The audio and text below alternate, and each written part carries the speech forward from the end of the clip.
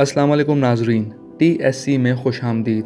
आज हम आपको बताएंगे कि बालों के लिए कौन सा विटामिन बड़ा अहम है। मगर मज़ीद बताने से पहले आपने हमारा चैनल सब्सक्राइब नहीं किया है तो इसको सब्सक्राइब कर लीजिए और बेल आइकन पर ज़रूर क्लिक कर दीजिए। जी हाँ, बालों के लिए एक बहुत मौसर विटामिन और इसका नाम है बायोटिन। जो लोग बालों को लंबा और घना करने की कोशिश में मसरूफ़ हैं, इनके लिए एक बहुत मौसर हल है और वो है बायोटिन। सोनिया एंजेलॉन जो एक न्यूट्रिशनिस्ट हैं, वो ये ख्याल रखती हैं कि बायोटिन सप्लीमेंट बालों को मजबूत और घना करने में बहुत अहम किरदार अदा करता है, लेकिन इस बात का कोई पक्का सबूत नहीं है।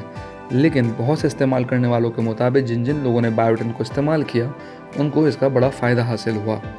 चलिए अब हम बात करते हैं आखिर बायोटिन है क्या। बायोटिन, जो कि विटामिन B1 के नाम से भी जाना जाता है, एक बी कॉम्प्लेक्स विटामिन है। इसका शुमार पानी में हल होने वाले विटामिन में होता है, यानी इसको वाटर सॉल्युबल विटामिन भी कहा जाता है, जिसकी ज़रूरत से ज़्यादा मकदार पेशाब के ज़रिए जिस्म से खारिज हो जाती है।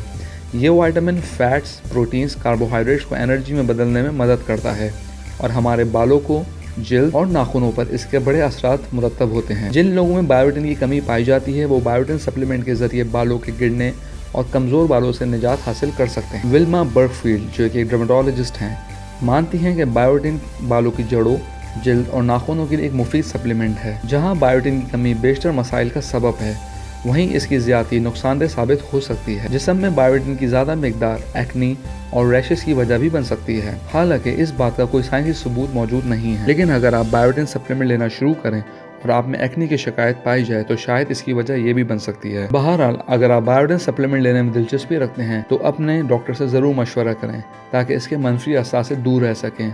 लेकिन इसके चूँकि बेपनाह फ़ायदे भी हैं तो इसको भी कंसिडर करें। हम उम्मीद करते हैं आपको हमारी आज की वीडियो पसंद आई होगी। इस वीडियो पर कमेंट और लाइक करना ना भूलें। शुक्रिया।